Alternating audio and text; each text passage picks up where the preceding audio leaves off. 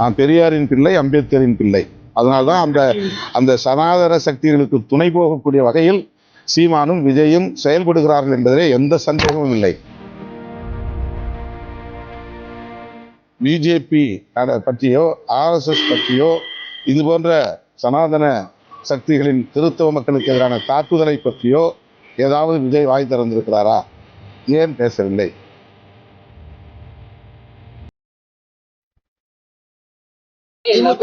தொடர வேண்டும் அவசியம் எங்களுக்கு இல்ல, எங்களுக்கு நிறைய ஆப்ஷன் இருக்கு. நீங்க பேசிருக்கீங்க இந்த மாதிரி பேசுறப்போ அது எதற்காக உங்க கூட்டணிகள்ல சீட்டு கம்மியா தர மாதிரி இருக்கிறதுனாலயா? எதனால கிடையாது. திமுகவுக்கு பரிந்து பேசுகிறோம் அல்லது முட்டு கொடுக்கிறோம் என்று சில விமர்சனங்கள் வெளிப்படையாக வருவதனால் அதற்காக பேசவில்லை, கருத்தியலுக்காக பேசுகிறோம். நாங்கள் உள்வாங்கி கொண்டிருக்கிற சமூக நீதி அரசியல், பெரியார் அரசியல், அம்பேத்கர் அரசியல், மார்க்சிய அரசியல், அதுதான் எங்களுக்கு முதன்மையானது. கூட்டணி என்பது இரண்டாம் பட்சம்தான் என்று சொல்லுவதற்காக அதை அழுத்தி கூறுகிறேன். மது ஒழிப்பு மாநாடு அப்படின்னு சொல்லி நடத்துனீங்க. இப்போ அடுத்தது ஜனவரி 2ஆம் தேதி அன்னைக்கு மதிமுக சார்பில் நடைபயணம் போக போகிறாங்க. அதுக்கு முதல்வரை தூக்கி வைக்கிறதுக்காக திருச்சி வர இருக்கிறாங்க. இந்த மாதிரி மது ஒழிப்புங்கிறது கூட்டணியில் இருக்கிறவங்களே தொடர்ந்து அமல்படுத்துறதுக்காக முன்னிலைப்படுத்துறீங்க. ஆனால் அதுக்கு எந்த விதமான நடவடிக்கையும் இல்லை. இது சம்பந்தமாக என்ன விதமான நடவடிக்கை நீங்கள் எடுக்கிறீங்க? இல்லை, இந்த கேள்வியை நீங்கள் முதலமைச்சர்கிட்டே கேட்கணும். எங்களை மாதிரி இருக்கிற ஆள்கிட்டே கேட்டுக்கிட்டே இருக்கக்கூடாது. மாநாடு நடத்துறது நீங்கள் அதான் நாங்கள் தானே அந்த கருத்தை உங்கள் கருத்துக்கு தானே இருக்கிறோம். மதுவை ஒழிக்க வேண்டும்ங்கிற கருத்து தான் எங்கள் கருத்து. அப்போ உங்கள் கருத்தும் அதுதான், எங்கள் கருத்தும் அதுதான். நாங்கள் முதல்வர்கிட்ட சொல்கிறோம், நீங்களும் கேளுங்க.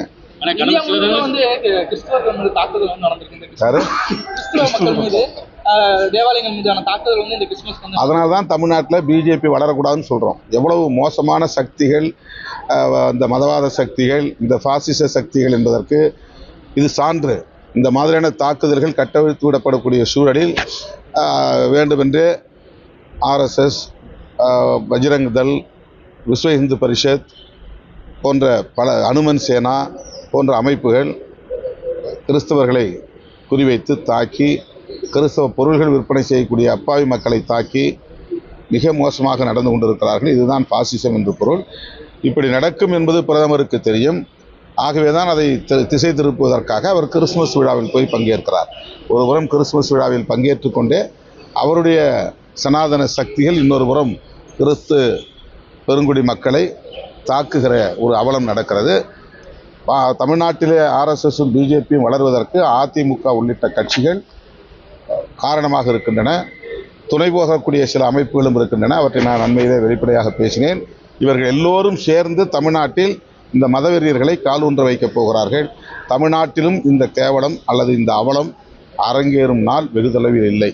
எனவேதான் அந்த பாசிச சக்திகளை தமிழ்நாட்டுக்குள்ளே வளரவிடக்கூடாது, வலுப்பெறவிடக்கூடாது என்பதை தொடக்கத்திலிருந்து விடுதலை சிறுத்தைகள் கட்சி வலியுறுத்தி வருகிறோம். இந்த போக்கை மிக வன்மையாக கண்டிக்கிறோம். இதுக்கு பதிலடியா விடுதலை சிறுத்தை திருமாவளவன் திமுகவோட பிள்ளையா காங்கிரஸ் பிள்ளைன்னு சொல்லி பாஜக பேசுறாங்க. நான் பெரியாரின் பிள்ளை, அம்பேத்கரின் பிள்ளை. அதனால்தான் அந்த சனாதன சக்திகளுக்கு துணை போகக்கூடிய வகையில் சீமானும் விஜயும் செயல்படுகிறார்கள் என்பதிலே எந்த சந்தேகமும் இல்லை. அவர்களுடைய செயல் திட்டம், அவருடைய அரசியல், அவருடைய போக்கு அனைத்தும் பிஜேபி RSSக்கு துணை போகக்கூடியதாக இருக்கிறது என்பதுதான் யதார்த்தமான உண்மை. இதை தமிழ்நாட்டு மக்கள் புரிந்து கொள்ள வேண்டும். இவர்கள் ஒருபுறம் தமிழ் தேசியம் பேசுவது போல் அவர்கள் நாடகம் ஆடுகிறார்கள். இவர்கள் ஒருபுறம் தனித்து நாங்கள் இயங்குகிறோம், திராவிட அரசியலையும் பேசுகிறோம், பெரியார் அரசியலையும் பேசுகிறோம் என்று சொல்லுகிறார்கள். ஆனால் இதுவரையில் பிஜேபி பற்றியோ RSS பற்றியோ இது போன்ற சனாதன சக்திகளின் கிறிஸ்தவ மக்களுக்கு எதிரான தாக்குதலை பற்றியோ ஏதாவது விஜய் வாய் திறந்திருக்கிறாரா? ஏன் பேசவில்லை? அவர் கொள்கை எதிரி என்கிறார். கொள்கை எதிரி என்றால் அவர்களை கொள்கை அடிப்படையிலே விமர்சிக்க வேண்டிய ஒரு தேவை இருக்கிறதா இல்லையா? கண்டிக்க வேண்டிய நேரத்தில் கண்டிக்க வேண்டுமா இல்லையா? கண்டிக்க முடியாது. ஏனென்றால் அவர்களுக்கு இடையிலே அப்படி ஒரு உறவு இருக்கிறது என்பதுதான் உண்மை. அதே போல பிராமண கடப்பாறையை கொண்டு பெரியார் இருப்பை தகர்ப்பேன் அப்படிங்கிறது தமிழ்நாட்டுக்குள்ள வேடிக்கை பார்க்க முடியாது. இந்த அரசியல் சாதாரணமான அரசியல் அல்ல.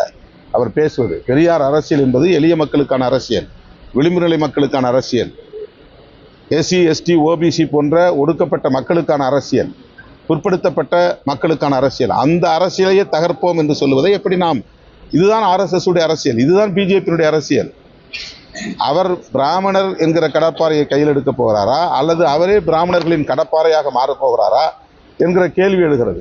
ஆகவேதான் இவ்வளவு நாள் அவர் தமிழ் தேசியம் பேசுகிறார் என்று எண்ணி நாம் இருந்தோம். ஆனால் அவர் பேசுவது இந்த சனாதன தேசியம் என்பது வெளிப்படையாக தெரிகிறது. அவரே ஒப்புக்கொள்கிறார். நான் பிராமண கடப்பாறையை கொண்டு திராவிட இருப்பை தகர்ப்பேன் என்பது திமுக என்கிற கட்சிக்கு எதிரான கருத்து அல்ல. அது நாம் எல்லோரும் பேசுகிற அரசியலுக்கு எதிரான கருத்து. இது கட்சி சாராத மக்களுடைய அரசியல். அது உங்களுக்கு எந்த கட்சியும் இருக்காது. ஆனால் உங்கள் அரசியல் இந்த மண்ணிலே பெரியார் அரசியல் தான். அதுதான் அம்பேத்கர் அரசியல். அதுதான் இடதுசாரி அரசியல். அதுதான் மார்க்சிய அரசியல். அந்த அரசியலையே தகர்ப்போம் என்கிற போது அதுவும் பிராமணர்களை கொண்டு தகர்ப்போம் என்று சொல்வதை எப்படி நாம் வெறுமன அமைதியாக இருக்க முடியும், பேசாமல் இருக்க முடியும்? இது திமுகவுக்கு பேசவில்லை, நாங்களும் பேசுகிற அரசியலுக்கு ஆபத்து என்பதால் பேசுகிறோம். செய்திகளை உடனுக்குடன் தெரிந்து கொள்ள கீழ்கண்ட கேபிள் மற்றும் டிடிஎச் நெட்வொர்க்குகளில் எம்நாடு செய்தி தொலைக்காட்சியை காணுங்கள். பாதகம் செய்பவரை கண்டால் நாம் பயம் கொள்ளலாகாது பாப்பா. மோதி மிதித்து விடு பாப்பா, அவர் முகத்தில் உமிழ்ந்து விடு பாப்பா. அண்மை செய்திகளை உடனுக்குடன் தெரிந்து கொள்ள இணைந்திருங்கள் எம்நாடு தொலைக்காட்சியுடன்.